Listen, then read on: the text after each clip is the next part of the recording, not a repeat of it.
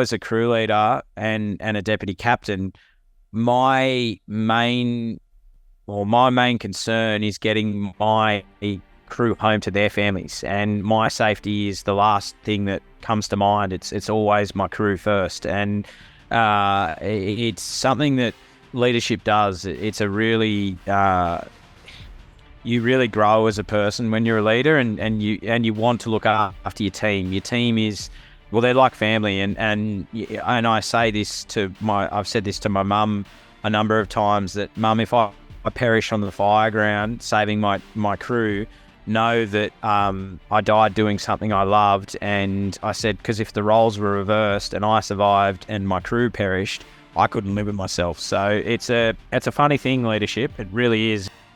How do you get 10,000 people to take a step to the left? What's behind the relentless mindset of a world champion? Why do teams of exceptional talent fail? How do you manage the pressure to perform?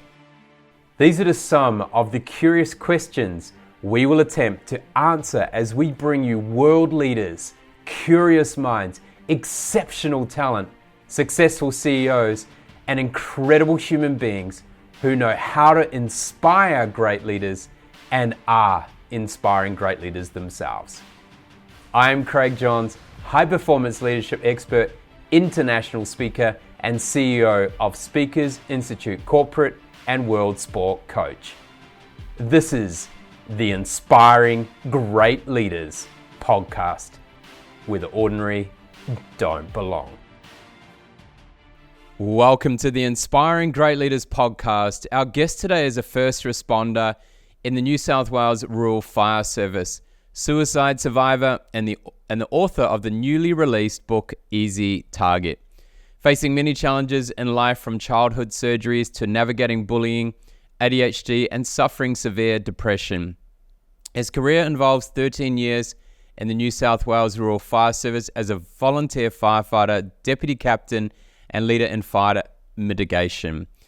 He is a keynote speaker who is passionate about building resilience and transforming mindset, going from surviving to thriving in life.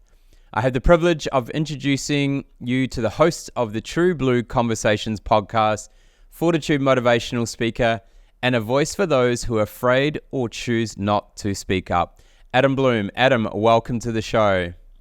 Thanks, Craig. It's an absolute honour and a privilege to be here, mate. Thank you for allowing me to share my story. Yeah, you're welcome. You're welcome. So where did you grow up, and what was the big dream when you were a young fella? So I grew up in the Blue Mountains in New South Wales, and born and bred in Katoomba, and lived in Hazelbrook with my family. So mum and dad and my brother. And I always wanted to serve my country, and I wanted to join the Defence Force. But unfortunately, due to medical issues, I couldn't chase that dream, and I ended up becoming a firefighter instead.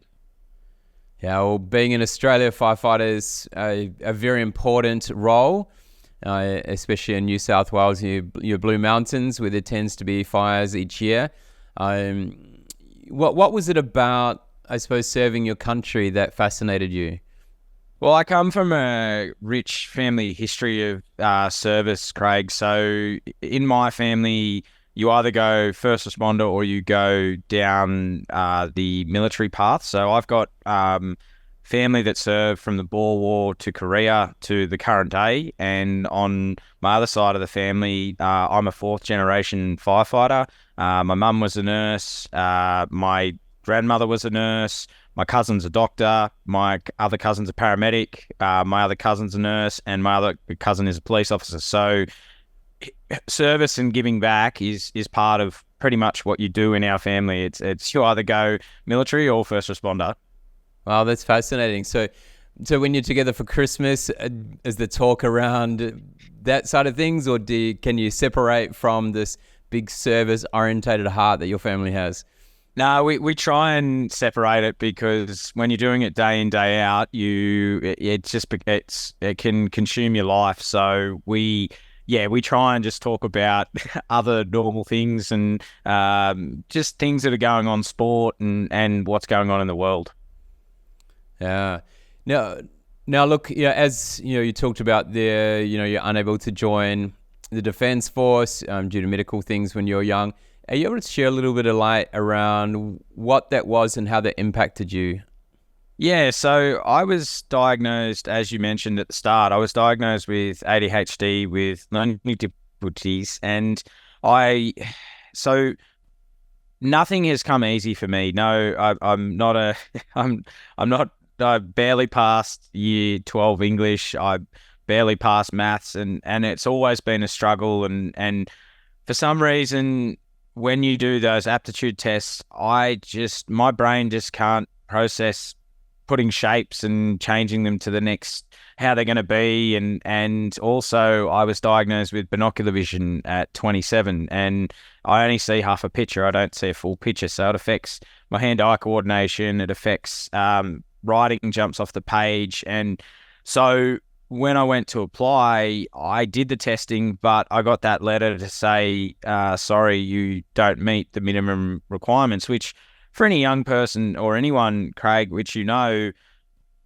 when you've got a dream and you can't achieve that dream, you're shattered. And I was shattered, like I really was, because I think it is the greatest honor that you can do is to pull on a uniform and serve your country or serve your state or whatever it is. But when that dream's taken away from you, it was really hard. It was really, and I had to a lot of soul searching to find my purpose after I couldn't go and chase my dream. And so obviously you get that letter. You talk about a bit of soul searching, etc. What were you able to find at that time that gave you sense of purpose or gave you some direction?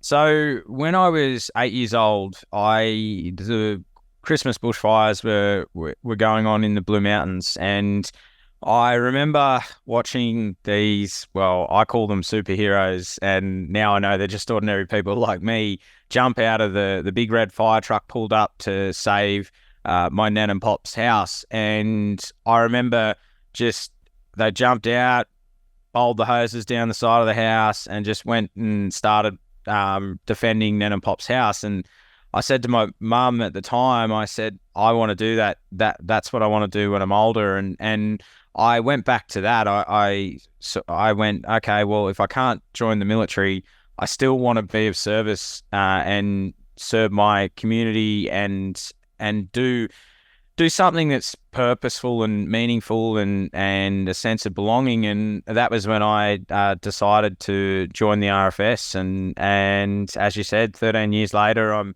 now a deputy captain, and I love it. I've been involved in some pretty major bushfires up here in the mountains, and it's just, there's something about it, Craig, it's so rewarding when you're in the heat of battle and you are putting your life on the line and for complete strangers, and it's when you fight that fire and you're faced with, you actually save their house.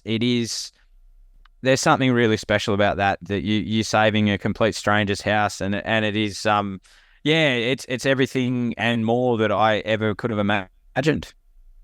You've been working there for quite a long time now. What sort of people does the Royal Fire Service attract? That's a great question. I think it attracts all different types of people. So I work alongside motor mechanics. I work alongside nurses. I work alongside businessmen, businesswomen.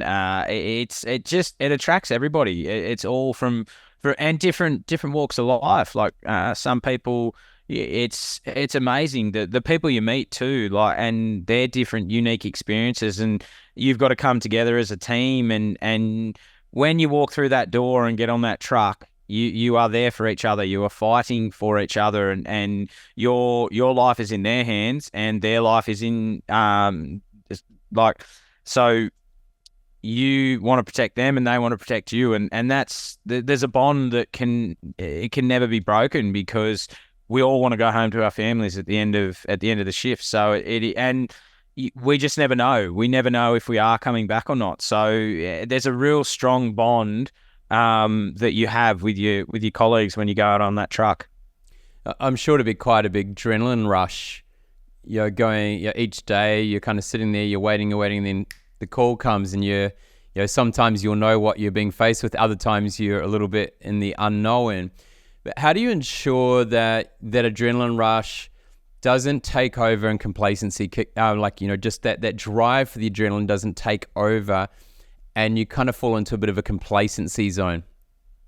Yeah, we call it the red cordial moment or red light fever, and it generally happens with newer members, so people that haven't experienced a fire or whatever, an incident that we're going to. It's as you get more and more, you go to more fires, you go to more incidents. It's great. Like, I don't run. I just calmly walk and just get to the truck after so many years now, and it's my time that I'm processing of what is happening, what we're going to face, and because when you run, you as you say, mistakes happen, and if you rush, it's all about slow and steady and then it gets to be precision where you can actually do your job, and it does. You've got muscle memory. We train so that the complacency you don't get complacent because we're dealing with fire, and if you don't have respect for fire, well, it can bite you really hard, and people can die. So I generally now, after many years, and a lot of people do the same thing, is they slow down now and just go, no need to rush. It doesn't, like, rushing. It's not gonna, if we're there 2 minutes later than if we rushed, it's not gonna make a massive difference. So generally you see that very early on, but as people go to more and more incidents, there's a lot of calmness and people just go about their work and what we have to do. Yeah, obviously everyone has to be very united and aligned when you are on the tools. But having you have a lot of diversity inside the fire service and different people with different thoughts and different backgrounds and different level of ego along the way. How do you deal with people where you might need to confront them, or not confront them, but kind of have a conversation with them if their behavior is stepping out of line? Like, is there a kind of consistent process that would occur in the fire service, or is it pretty much left to the leaders or the captains to be able to do that in their own way? No, so because I'm a deputy, so if I see something that a crew member is doing unsafe, or they're not behaving like they've got a behavioural issue, that's up to me to deal with on the ground. So whether I separate and put them in the truck, or when we get back, so talk to them. I never belittle them in front of other crew, and you pull them aside and actually talk to them, and don't. There's nothing worse than being belittled in front of your other crew or other peers around you. So you have a quiet word with them and say, look, your behaviour is it's not acceptable, and we will be dealing with this when we get back to the station at the end of shift. And then you go in and actually pull them in after the shift, and actually we have the power to do that as deputy captains, because essentially we're their crew leaders. We're in charge of getting them, making sure that they're safe on the fire ground and getting them home to their families. So and then obviously when that happens, we would then push it up the chain to our senior deputy and our captain and say, look, this is what's happened, and this is how we've dealt with it. And then if further action needs to be taken, then we all come in as a leadership group and talk to the people. And look, things happen, Craig, in the heat of battle, and like we say that to people, that you're like, I'm not yelling at you. It's like there's an urgency because we need this done now. Like, house is about to be impacted, or so when we say that to people, we go, look, we're not yelling at you. we're yelling because we need it done now, not tomorrow, now. And so that's the difference. And then most people hate being yelled at, but it's part of the job, unfortunately. Most people don't work in jobs that are where decisions are life or death, but definitely yours is one of them. And so, yeah, I'm just curious because I would imagine, yes, the leadership principles and the way you deal with people are very, very similar. However, at times you got to deal with it at speed, and the noise might be loud. Like there's lots of things at play where you've got to look after each other, but also you're protecting other people and wildlife and houses and things like that too. So there's a huge amount of responsibility. When we look at sort of, like the Navy SEALs, we look at, some other support, like different types of emergency support services and sport, etc. They have a high level of tight feedback loops when it comes to, obviously here's the briefing beforehand, here's, the feedback loop and the debrief afterwards. With as a firefighter, things, you generally get a call out, you're in the truck. Are you briefing in the truck? Because I would imagine you literally get the alarm, you walk quickly but calmly to get into the truck and then you're on your way. So does that brief happen during that time? Yeah, it does. So we on the way, you will be getting briefed from fire control of what has been reported, whether there's like a bush light, or so you do as you're approaching. You do your sit rep, so to fire control. So you do your what we call the I task. So I task up to Firecom and what can confirm there's fire, what threats there are, what how you're going into your, like, what are you going to do, what attack, how you're going to attack the fire, what command you'll be known as, and also what support, like what other additional units that you need.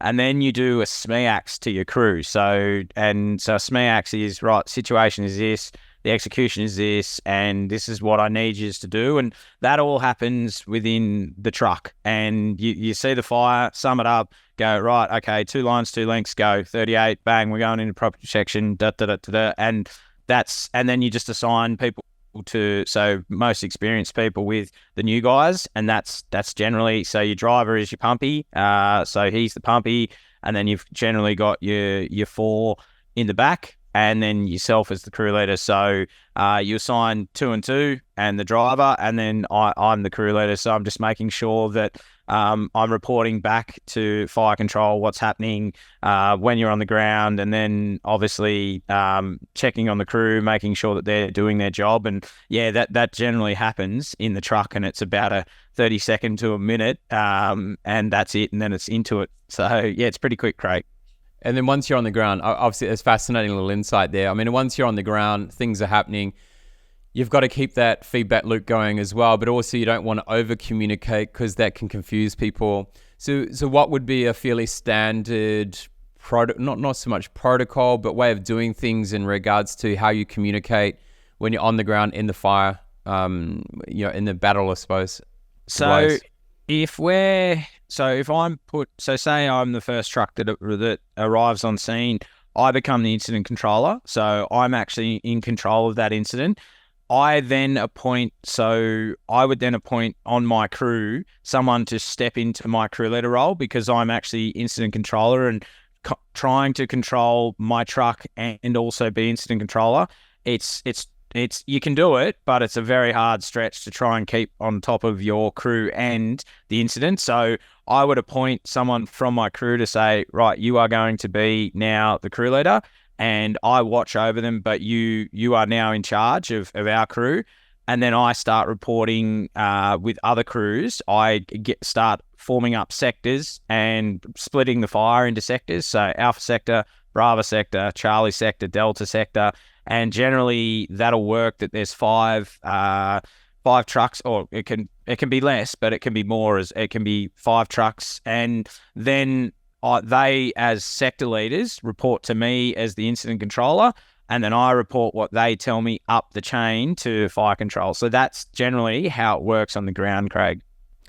So someone who's on the ground reporting, is there like a structure? So there's kind of like levels. So it might be traffic light levels, like so if it's a green level, then you can wait. If it's orange level, you need to orange, like red level. Is there some sort of code or whatever to escalate something to happen? So we work on a color code system. So yellow is your general message across all radio. So if someone puts a yellow message in, it's just a general message. Blue is always incident call. So always incident. So it's always blue. If it's more urgent, it's a red message. And then so the red will overtake anything of a blue or a yellow. And then if it's an emergency, everything will stop and it'll just be, so say, I'll give you an example. Emergency. We're about to be overrun by fire. That takes everybody else. As soon as you hear emergency, everything else, like all radio frequencies, cease to hear that emergency message. So that's generally how it works, Craig, on the ground. It'd be great for that to happen in business as well. I think sometimes we're at that yellow light and everyone thinks it's is super important, and we kind of miss the red light sometimes. Yep. You're dealing with human beings as well. So yes, you've got your human beings on your team, but you're also dealing with the general public, and sometimes their prized possessions are in danger, their properties in danger, and things like that. If you're, say, the only truck there, you've got 4 people out on the lines, you've got the drivers on the pump, you're coordinating and incident control, everything's happening at the same time, but then you've got to deal with the human beings. How are you able to balance that until you get more help on the scene? It's really so when you turn up to a fire, generally people, we see people are at their very worst day of their life. Like when there's a fire going, they've never experienced, they're panicking, they're emotional, so for us, it's all about calming them down, just getting them to breathe and just processing what is happening and slowing the process down, and if they're elderly, getting them out. So getting them evacuated, or generally a lot of owners don't want to leave their houses. They've made the decision to stay, and then it's all about making sure that they are inside, so that we don't need to find them, or because there's nothing worse than if they're reported in the house and then they've gone out. And so it's all about keeping them calm and trying to reassure them, and that's majority of our job, is to reassure them, Craig, and say, look, it's okay, you're not in danger. And then if we need to make that decision that we need to go and it's become too versatile and we need to get out, we will take them with us. We will just put them in the truck and go, because it's not, and that's my call at the end of the day. It's any crew leader's call at the end of the day, that if they feel that it's unsafe, they come with us and they get in the truck and go as well, because you can replace a house, you can't replace a person. Yeah, it's interesting.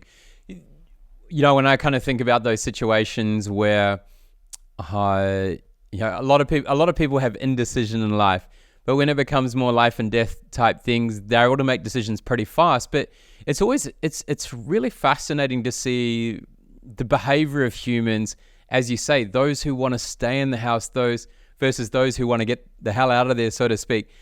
And it's really interesting to see the way different people behave. Like, is it easy to pick kind of are they similar personalities that want to stay in the house, or is it really a mix of different emotions going on, or different personalities that are in that space?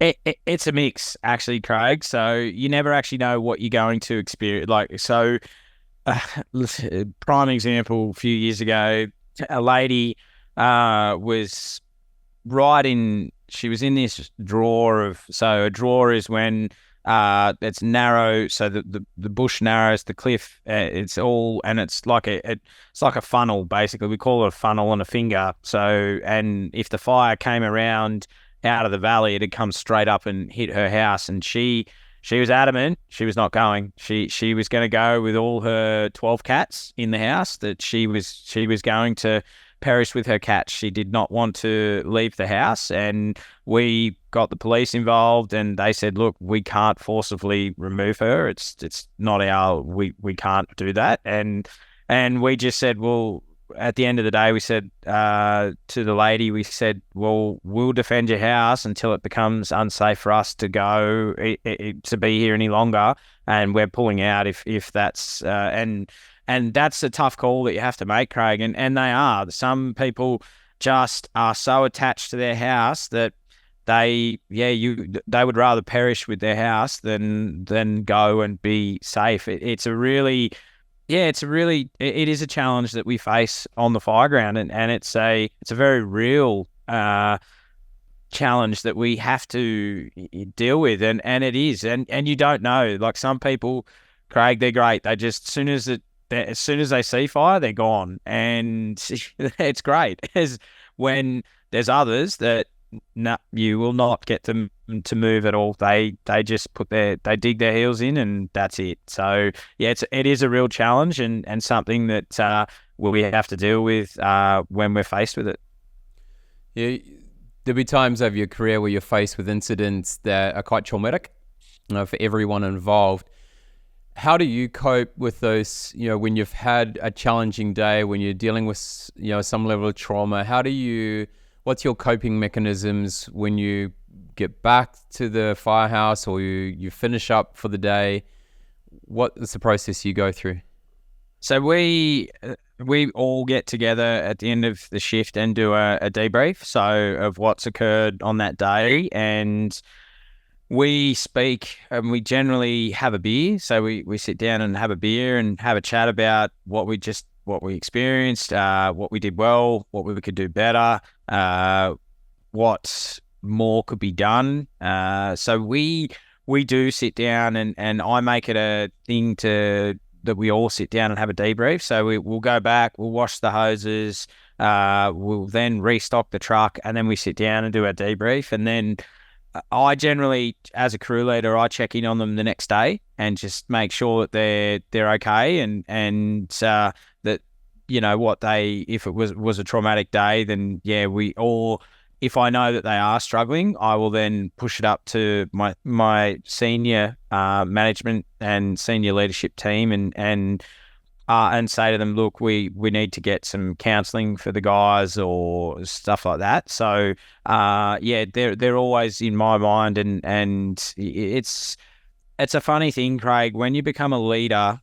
When I was younger and just a firefighter, I cared about my peers, but I cared more about my own safety. I wanted to get home to my family. And now as a crew leader and a deputy captain, my main concern is getting my crew home to their families, and my safety is the last thing that comes to mind. It's always my crew first, and it's something that leadership does. It's a really you really grow as a person when you're a leader, and you want to look after your team. Your team is, well, they're like family, and I say this I've said this to my mum a number of times, that mum, if I perish on the fire ground saving my crew, know that I died doing something I loved. And I said, because if the roles were reversed and I survived and my crew perished,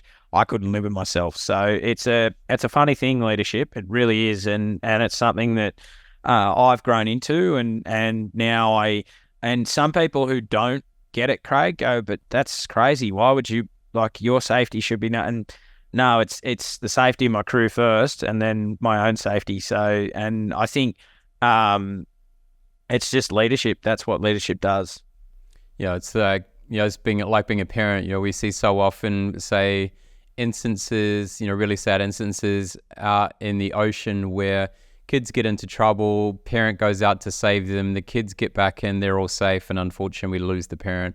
And it happens so often where they will do whatever they possibly can, and adrenaline kicks in, and all sorts, things happen. And then once they see their kids safe, the reality kicks in for them, and they may have been okay while the adrenaline's flowing, but then when it stops, their body's got nothing left to fight, so to speak.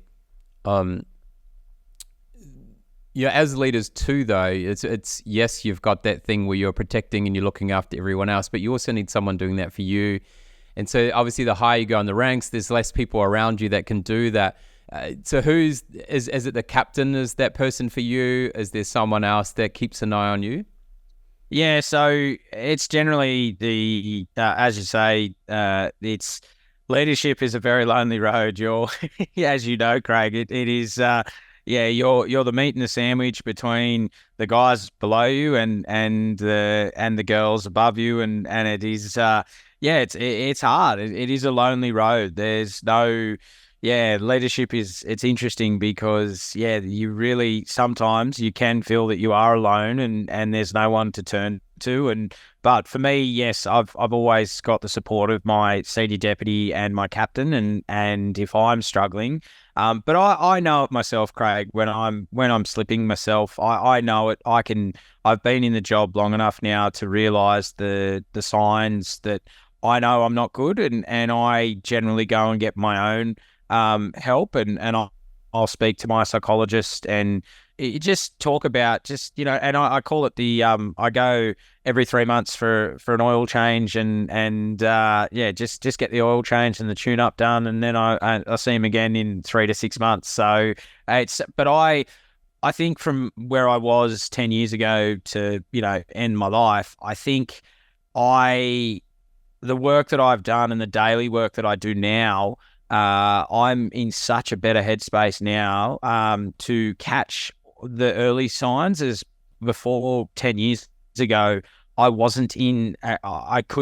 didn't have the tools in my toolkit to realize what was going on. And then I just let it keep compounding. And then where I got to the point of where I wanted to end my life. Yeah, we'll touch on that shortly, but I want to come back to the debrief you were talking about before, and there's something really, really important in there in the way that you explained it that I think is really is valuable for all leaders to understand.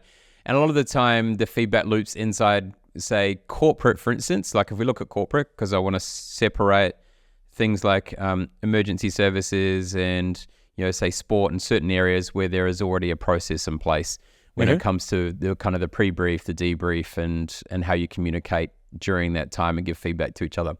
But in corporate, in many cases, there's the feedback loop is once a year, so to speak. And I'm just generalizing then. I know there's some really, really good companies out there. But that important of being able to pre-brief really, really well, but also the debrief. And I liked how you talked about creating space before the debrief. So you wait till you get back to the fire station. You've then got your routine that you go through and the way you roll up the hoses and you clean things and you restock, etc., it just gives people that separation from what's just happened before you go into that debrief. And I think that's really important for all leaders to understand. You can't just go out of a meeting and go straight into a debrief. Emotions are flowing, hormones are flowing. You haven't had time to digest it yourself yet. You don't want to leave it too long, but you do need some space to let the body calm down so you can actually think clearly, logically, and be able to, at times when things may get a little bit heated in the moment, so to speak, you're able to separate the problem from the person. And I'm sure, is there a way that you're taught in the fire service around when it comes to something happening or even a behavior, how you separate that behavior or that problem from the person?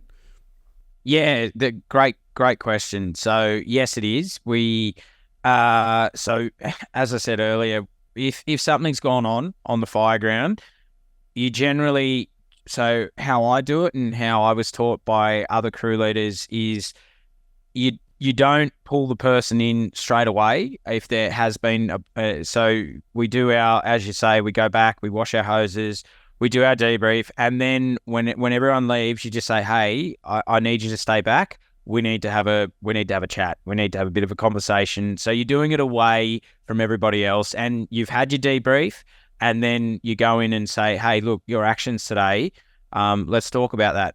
Why did you do what you did? Or, and that way you've separated it from and the crew can't see you belittling the other crew member, and they'll know. Most crew members know if they've done the wrong thing, they'll know that they're like there's going to be words said, because the other crew members know it too. They can sense it in the truck. Like on the way back, you can sense it. But as a leader, you have to separate. And like Craig, no one likes, as you say, being a leader. No one likes yelling at people. It's not a nice thing to try belittle someone, or because you feel that they're there doing a job, but that's part of leadership. You have to, sometimes you have to make tough decisions and tough calls, and you're not going to be liked. And I always say that to my crew whenever we go out. I'm your friend, but I'm not your friend, and I'm always approachable. Like, you can approach me and have a chat to me, but we're not friends. We're here to do a job. And look, that's a hard thing, because Craig, you can see me. You and I can see each other. I'm a pretty approachable guy. Like, I'm pretty friendly, and to say that to your crew, because they've got to respect you and respect the position you're in as well. Because if you don't, and they can walk all over you as a leader because they don't respect you, and if they see that you're friendly, and there's that real balancing act. But yeah, no, definitely, Craig, I've pulled people aside after we've had and we call it an AAR, so an after action review, and once we've done our debrief and our AAR, then you talk to the person. So yeah, it's a balancing act, because you want people to go back out on your crew with you, and you want their respect, but I'm a person that I give respect, and I expect respect back. So if I give it to you and show you respect, it should be it should come back as well, and most of the time it does. Like, there's I know down at my brigade, I've had a lot of people that love going out on trucks with me. So which is great. Yeah, beautiful. Now, just at the time of this recording, a week ago, you had your book launch of Easy Target, and so I'd like to, and congratulations on the book launch and the Thank new you. book, which is fascinating. How did the book launch go? It was amazing. It was just totally.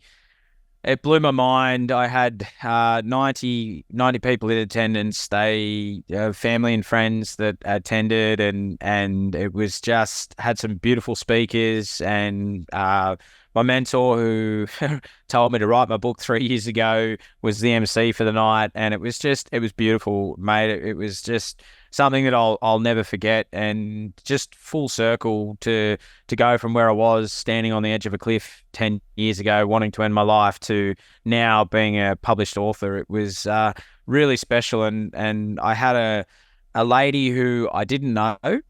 She came with a friend of mine who I know really well, and she came and said, she got up on the microphone, which takes absolute courage in speaking in front of 90 people, and she said that where I was 10 years ago is right where she is right now, and wanting to end her life. And it was I almost get teary, Craig, actually, talking about it, because I know exactly that feeling of what she's talking about, because I've been there myself. And for her to get up and speak and say thank you for sharing your story, and that she was in such a bad way and she was contemplating ending her life, and it gives you a warm, fuzzy, feeling inside that your words have actually made a difference to someone, and you sharing your story actually is helping. And for me, that's why I wrote the book. That was the main reason I wrote the book, was to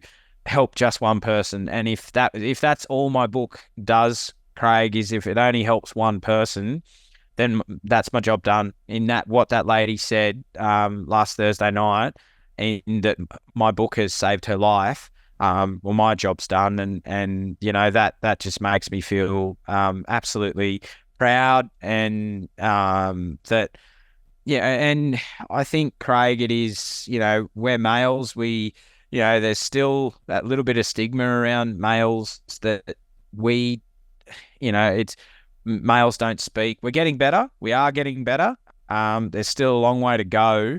But yeah, I think we're always told that, oh, it's weak to speak, and it's not. It's actually a sign of strength. And I wouldn't be here today talking to you if I didn't speak up 10 years ago and ask for help. And I'm forever trying to break that stigma down. It's actually, speaking up takes courage, and speaking up, it saved my life. So, and it can, it can turn people's lives around, and just speak up. That's my message, is speak up, Craig, because the power of speaking up, you can then do the work. And there's a lot of hard work, and there's been a lot of work involved in getting me to where I am today. Yeah, and if anyone listening today, if this is triggering anything for you, I know if you're in Australia, please reach out to Lifeline or talk to a friend. If you're overseas, find what is a local number to reach out for help as well. And because we are going to dive in a little bit around here in how you got to your situation and what you learned from that as we go through. So you talk about 10 years ago, kind of standing at that point in time where you're not sure whether you want to continue living or not. Can you give us a little bit of background how you got to that space? Yeah, sure. So as you mentioned at the start of the podcast, I was diagnosed with ADHD, with learning difficulties. I was heavily bullied in primary school. I was told by my Year 6 teacher that I'd amount to nothing in life. That was his parting gift, and at that stage, I didn't have the understanding that I was, the words were slowly eating away at my self-esteem, and I didn't have the resilient shield that I have today. And I was heavily bullied in high school. I was bullied into the workforce and I went into construction, and I was heavily bullied. And my boss, he was the straw that broke the camel's back, and he catastrophically broke my soul on that fateful day in September in 2014. And he came up to me and called me a liar, a bludger, and a thief. And that was all it took. That was all it took. I already had what we call the mental fog, where I was feeling so down and really I slipped into using drugs and alcohol to mask the pain. I was trying to numb the pain. I just wanted to get rid of the pain that I was feeling, and that lasted for a little while. And it was the highs were great, the lows were low and really, really bad. And then, that fateful day, he said the words that he said, and I thought, well, if he thinks this, then the whole world thinks this, then I'm better off not here. I should just go and end my life. And it was that. And as soon as I'd made that decision, the fog cleared out of my head, and I was like, well, this is it. This is the day that I end my life. And I went and parked up and drove in complete silence to past my house, and I drove up to a lookout in the Blue Mountains. It was a dark and cold, cloudy day, and no one was around. And I parked my ute, and I put my wallet and my keys on the bonnet of my car, and I walked up to the cliff. And I was willingly. There was no guilt. There was no guilt. I had no feeling other than this is. I'm clear. I know exactly what I'm about to do as I prepare to throw myself off the cliff. And I was at peace. There was just a feeling of absolute peace, and something that I'd never experienced before. And as I walked up to the cliff, I looked out into the mountains, and it was for one last time. That was it. And there was no way I was coming back. The drop is huge. It's steep drop. And as I went to throw myself off the cliff, the clouds parted, Craig. The sun shone on me, and my late Nana, who's my guardian angel, spoke to me and said, "Adam, stop. step back, pick up the phone, and make a call. And that's what I did. And it was that moment of clarity that I needed to think about what I was doing. And I picked up the phone, rang a mate, and he spoke to me for 4.5 hours and talked me down. And then I realized that I needed help, and I went to the doctors the next day.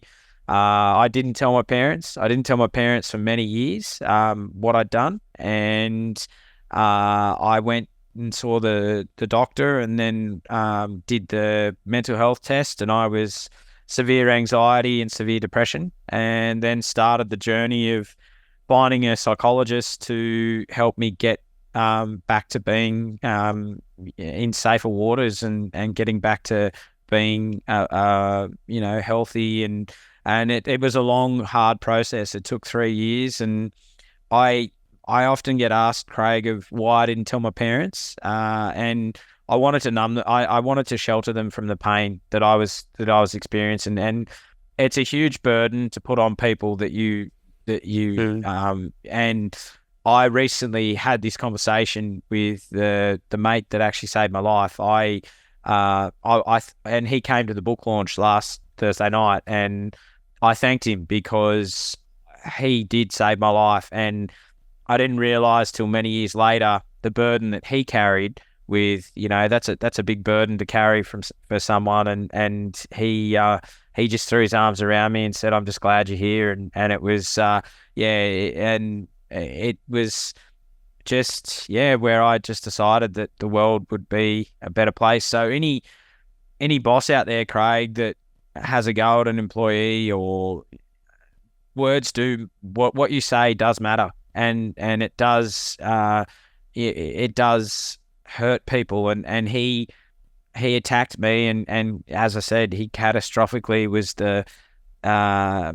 he was the straw that broke the camel's back and broke my soul. And that was it. There was no coming back. And where I am today is, it's been a long, hard road getting to this point. Yeah. Well, thank you for sharing. Recently we did a mentor training program, and I'm actually writing an article today around it called The Accidental Mentor. And so we have formal mentoring, we have informal, formal mentoring where it's kind of set up by an organization, or there's an agreement in place. There's informal mentoring, which happens kind of on the fly, and it's kind of, you're in a mentoring relationship, but no one's actually called it one. And then there's the accidental one where literally every leader is being watched, and everything you do and say can have an effect on someone else, or does have an effect on everyone else around you. Just, whether it's the words you say or the actions you do, you're always being watched. And so we do need to be aware of what we might say, or the behaviors we showcase, or the body language that we use when we walk into work can even have an effect on whether it shifts someone positively or negatively. So I think, just something important for people to understand. When you get into that mindset of, kind of negative things happening, your brains tend to then focus on seeing things that are more negative. So you just kind of keep attracting it. So how do we shift from being, when we're getting lots of negative thoughts, into turning them into positive ones, or finding positive ones? So I always love this question, Craig, because it now allows me to speak about the steps that I took. So I separated myself from the negativity. Negativity attracts negativity, positivity attracts positivity, and I started to get curious on. I saw people that were happy in life, and I went, I want to be like them. I want to start, like, they look so happy. I want to be like that. And so what I did was, my psychologist said to me, he goes, "Adam, we've worked through your childhood, we've worked through the bullying, we've worked through everything that, the biggest thing for you is your weight. If you lose weight, your life will change." And I said, "Oh, yeah." And then everything else in my life changed, bar my weight. And then he said to me, he goes, "Adam, you keep coming to me, and we are, we're dancing around the same issue. If you lose weight, your life will change. And so I went and I listened, and then I started the journey of I lost 66 kilos in 5 years, and it's been a process to get to where I am, and I just attacked it like I attacked my mental recovery, and I then started to, when I lost weight, I started to get confidence, and I started to find people that were positive influences and positive mentors, and I call them in the book, it's called My Tribe. And I started to find people in my tribe, and I started to listen to people like Tony Robbins, Dean Graziosi, Bob Proctor. I started to listen to all positive affirmations, and started to turn my life around, and started to implement what they were saying to do. So, and I really noticed things changing, and things started to really shift. And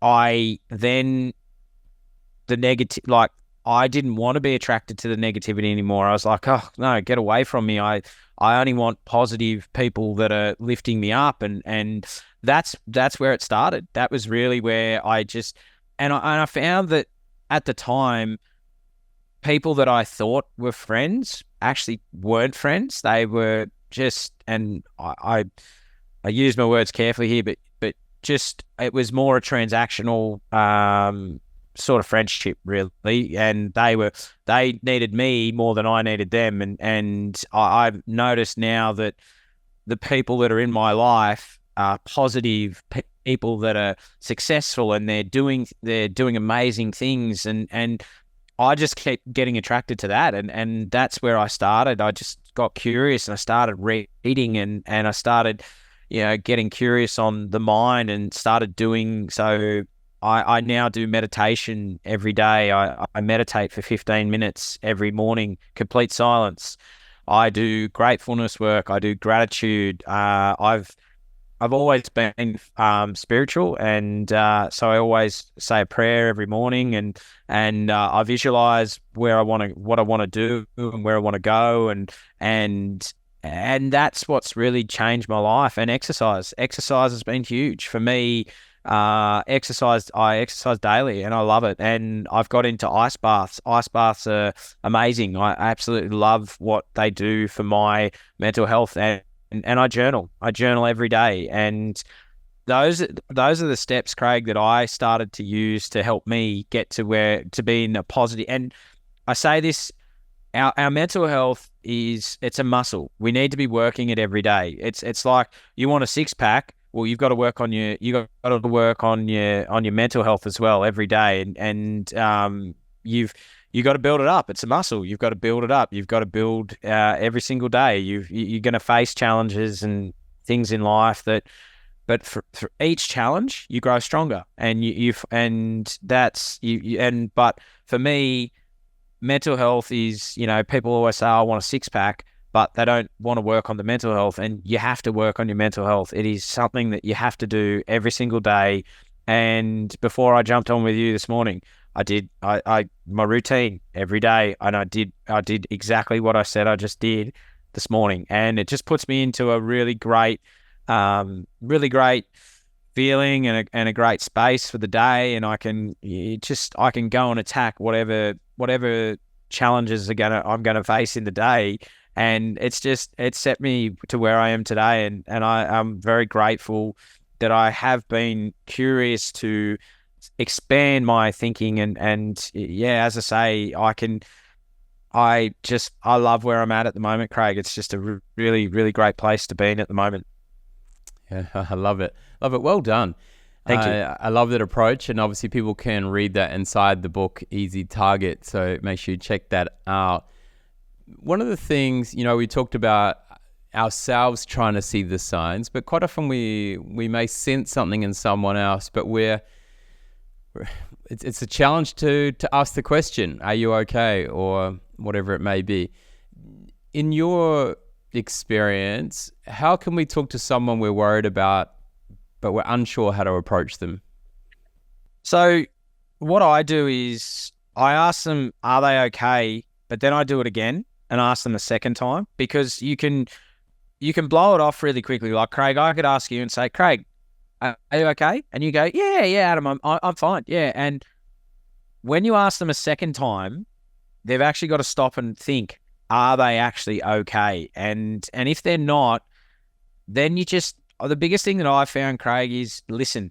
Don't try and give them advice. Don't try and just listen. Just listen to what they're saying. Listen and be there for them. And you don't have to offer advice. Sometimes, and I know sometimes, I just want to talk to people and I just want to get it out. And yeah, I don't want advice, no judgment, no, I just want them to hear what I'm saying. And that is how I approach, and people come and talk to me now about, and I just listen. I don't offer advice. I just listen to what they're saying. And then at the end of it, they go, oh, thank you for listening. Like, that really, I feel better. But I say this to anyone, Craig, is you have to be careful, because then it becomes you can take on what they've shared and it can affect your mental health. So you've really, it's a balancing act,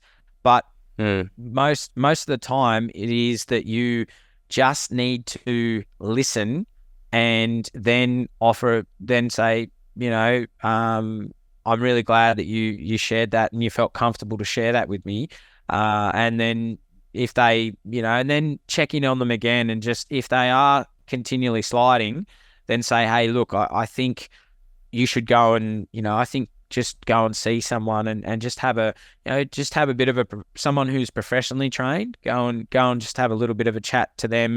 And then that's how I approach it now, is just listening to what people are telling me.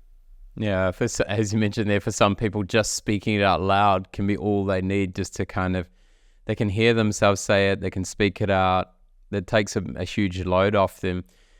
But if you're the other person, I was talking to a friend of mine who is a really high empath. And so sometimes someone will share something with her. She'll take it all on board. She feels everything. She doesn't sleep well that night. And then she'll maybe the next day or so, she'll ask them, how are you going? They're like, yeah, I'm really, really good. I slept really well the other night. Thank you. Amazing. And she's sitting there going, far out. I'm still, like, I was so concerned and worried, and here I am exhausted and tired. This person, all they needed to do was just speak to me. I'll speak to someone. So yeah, you do have to keep that in check if you are someone who's a real high empathy or a high empath. Yeah, is important. For you now, like, how do you cope in situations where you might be triggered, or you could be potentially triggered? Because obviously, you've got a whole lot of great coping strategies. You've got a positive focus on life. But are there times where you still get triggered, and how do you manage that? Yeah, so if I do get triggered, I can sense it. I can sense that it's coming. And so as I said earlier, I'm pretty in tune with that now. And I think I go and see my psychologist, and it's just, he just gives me that reassurance that, and he knows me that well now that he'll just say, Adam, journal about it, write it out. What's triggering you? Get it out on paper. And because then it's releasing of me. It's gone. I don't have to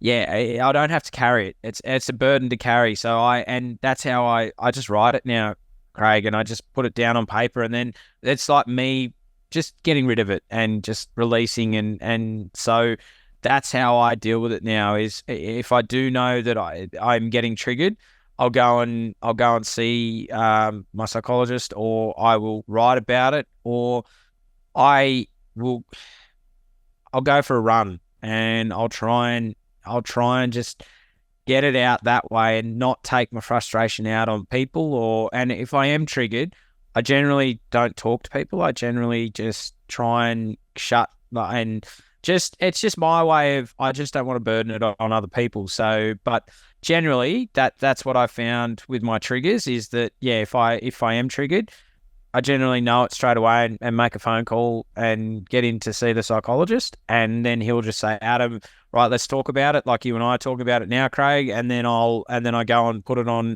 journal it. And then the big thing is that, as my psychologist has said to me, don't dwell on it. It's in the past now. It's triggered you. You've worked out that there's a trigger. Right now, we've worked through that. Now let's move forward, because you can't go back. You can't go back into the past. The past is the past.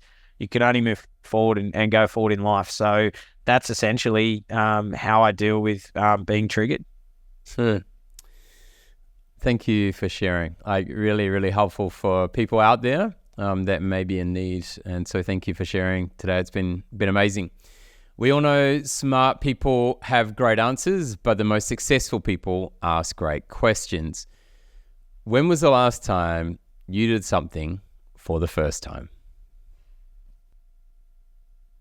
That's real. I have to say, mate, last Thursday night, my book launch, that was something that, I've never experienced before. And it was just amazing. It was just a feeling that I'll never be able to emulate again. It was amazing. And it was just, I mean, Craig, you can see the smile that's on my face. Like it was just amazing. And I just hope that in sharing my story, I hope that people take something away from my lived experience, and I hope that that they can, like, and what I've done to get to where I am isn't going to help everybody, but there's some of the tools that I use to have made me into be positive in life and love life again and go from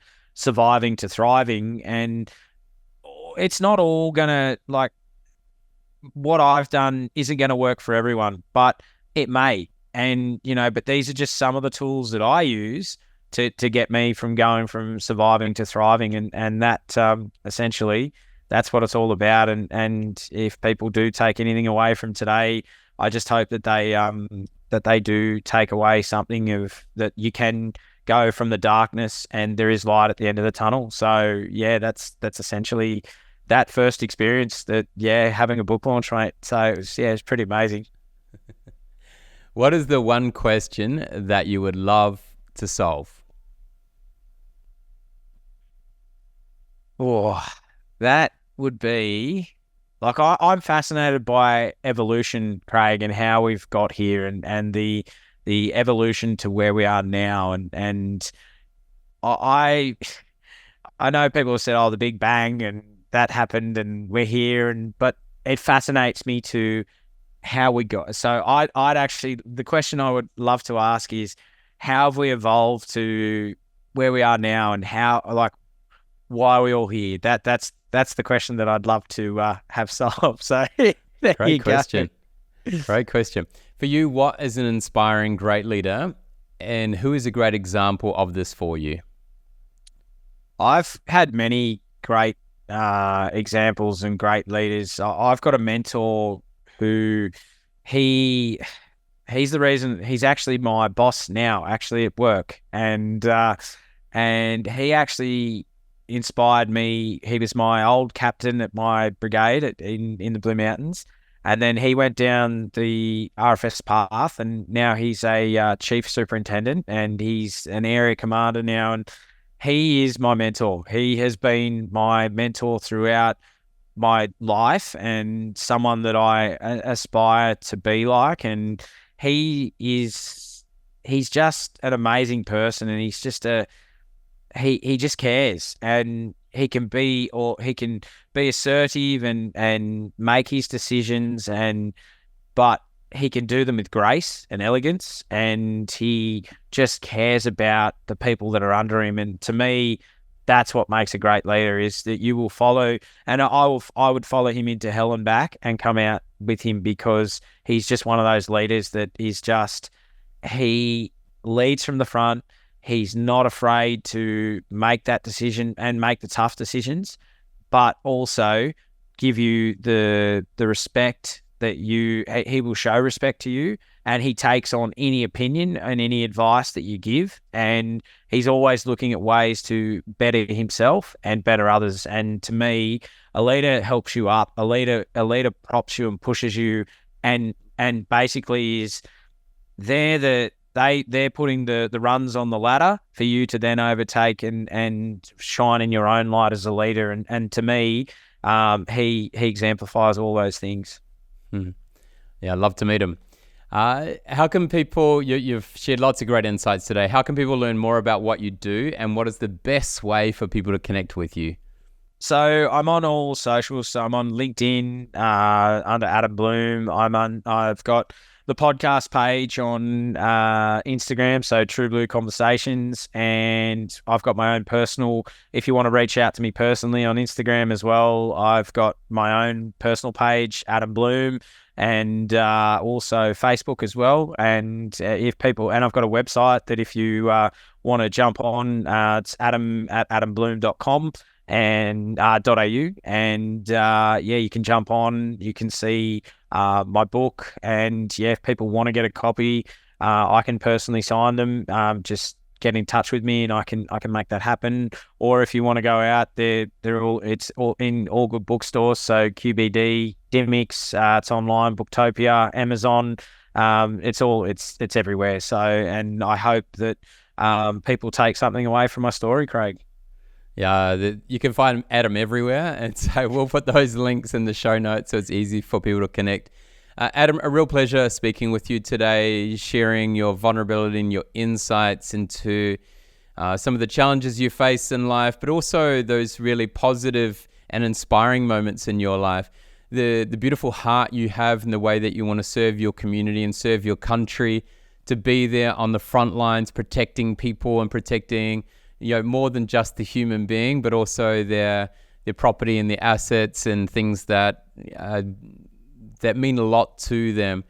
For you to be able to help other people through sharing your story and being able to inspire people to make a change in their life when they may be heading down a path that may not be so positive, to be able to turn around, make a change, and get back on track with life. So very inspiring, and I wish you all the best with the continuation of the book launches and getting the word out there around Easy Target. So thank you so much for a beautiful conversation today. No, thank you for having me on, Craig. It's been an absolute honour and a privilege to come and share my story. And as I say to anyone out there who is struggling, speak up. You're not alone. And it is not a sign of weakness. It is a sign of strength. And you are never alone. There's always someone who is willing to listen. And as I say, just have the courage to speak up, and amazing things can happen. And that's, to me, Craig, now this is what I want to do. I want to share my message and get into speaking and start, sharing that message of helping others, because I believe we are stronger together, and we can learn from each other's lived experiences. And one less statistic on the wall, well, isn't that what it's all about? I think it is. I think, to me, that's just what makes me and lights me up. And I know my purpose now. I know why I'm here. I'm here to help as many people as I can live and go from surviving to thriving. So thank you, Craig. It's been an absolute honour and a privilege to come on and speak today. So thank you. It's time for you to join the Inspiring Great Leaders movement by visiting craigjohns.com.au. Share this podcast on LinkedIn and be sure to hashtag Inspiring Great Leaders. We would love it if you could leave a review on Apple Podcasts or Spotify. Drop us a line with your feedback and questions, and connect with us on the Craig Johns LinkedIn, Facebook and Instagram pages. Be sure to check out the next Inspiring Great Leaders podcast, where the ordinary don't belong.